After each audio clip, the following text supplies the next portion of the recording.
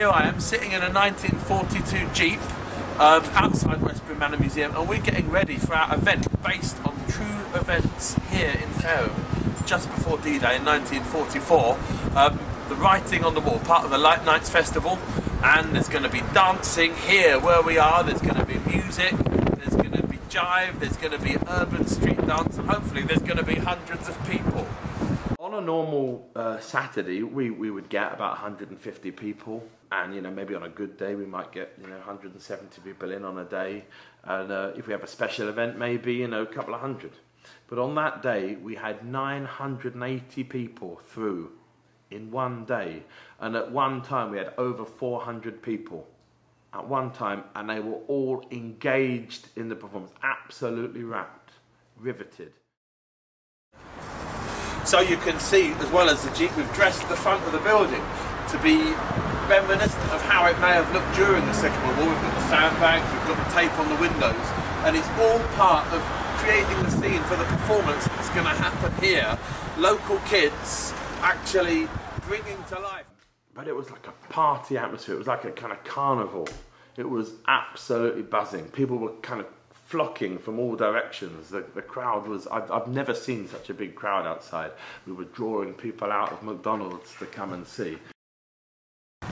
So we've been working with the team at the Ashcroft and also with Integrate Dance to actually put the performance together in this space. It's quite an unusual space, and actually the surface is a lot of challenges, but actually bringing it here to this spot I think will bring it to life.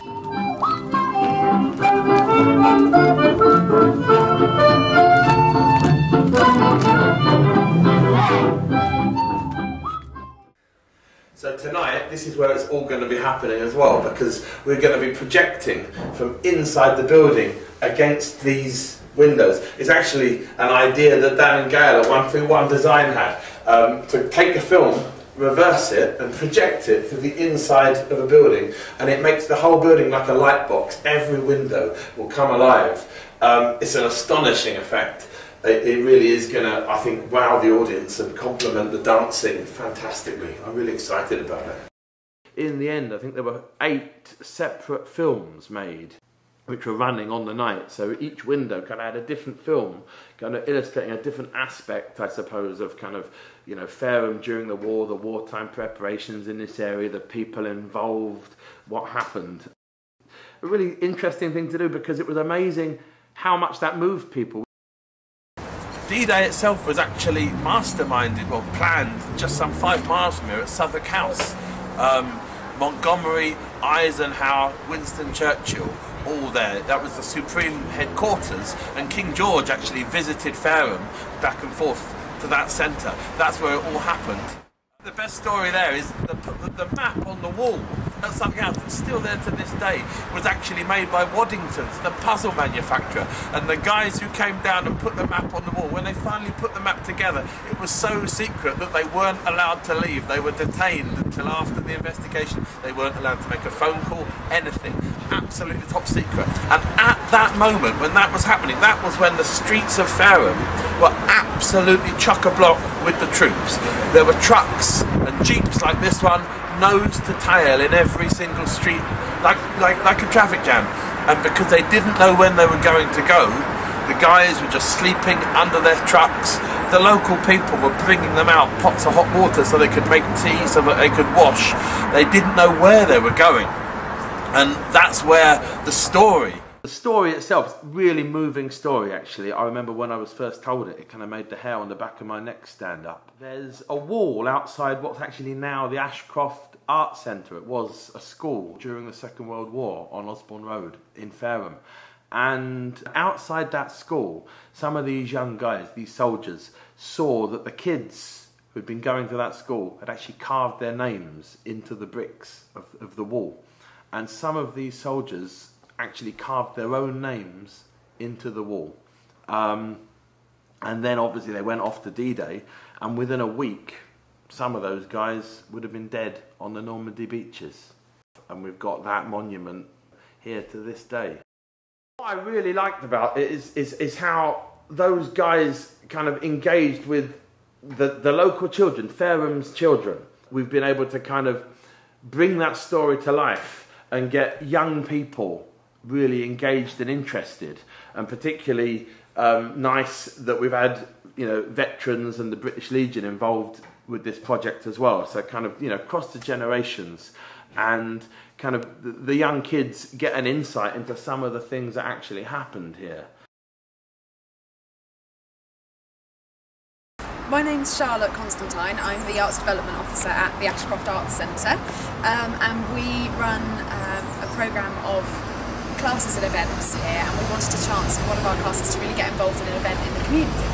We had members from 3 of our street dance classes participate, which altogether was about 34 kids. So that was a really nice performance opportunity for them, and also a really nice chance for the families to experience the Ashcroft at a different venue. Charlotte was fantastic. She actually knew of a group, Integrate Dance. Charlie from Integrate actually kind of looked at the story that the whole thing's based on, and she actually was able to kind of turn that story into a kind of choreographed event. I was astonished at how much it actually moved me, you know, even just seeing the bits of rehearsal and seeing it coming together, just because it's such a powerful story, such a kind of a story of human interaction. And so in a way, being able to tell that story, you know, through the medium of dance and music, yeah, it really just came alive, and came alive, I think, for people who maybe wouldn't have been able to engage with that story if it was just kind of straight history, you know, this thing happened a long time ago. I'm Annabelle Cook. I'm Centre Director at the Ashcroft Arts Centre in Fareham. We undertook this project in order to build better partnerships between various cultural and heritage organisations within Fareham, and to offer something quite unique to the community. We worked with professional filmmakers, we worked with the Westbury Manor Museum and our dancers here. It's important to make those partnerships to maximise the benefit for the community. Within our centre we have a certain level of skills looking at the arts, but by linking up in partnership with various different other organisations we are able to increase that skills base which is being offered to the community, because it's not just one set of skills, it's multiple sets of skills. And it also helps us to share resources and deliver bigger scale projects for less money.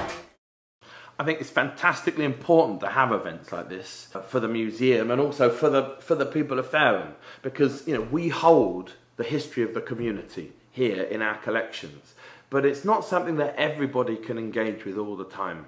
All week we've had this Jeep outside the museum, and people have just been coming and talking to us and telling us their stories. It's been fantastic. It's kind of turning a tap on.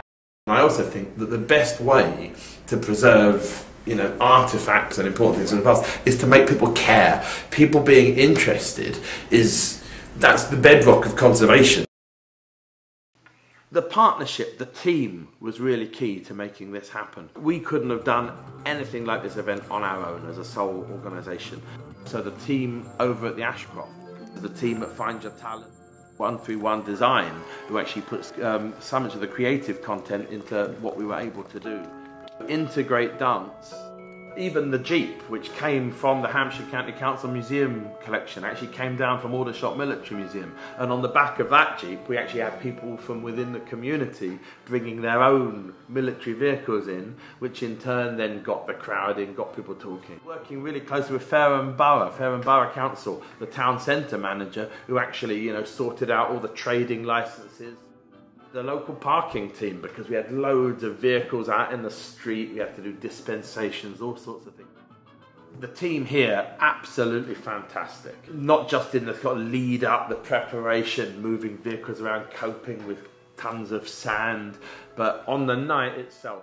The British Legion helped us get in touch with veterans, and that was a really important part, because, you know, that's what it's really all about. It's what these guys actually went through, and telling the stories that these guys have. These stories, they won't be around forever, and we have to capture them while we can. I think everyone enjoyed it. It's great fun to be involved with.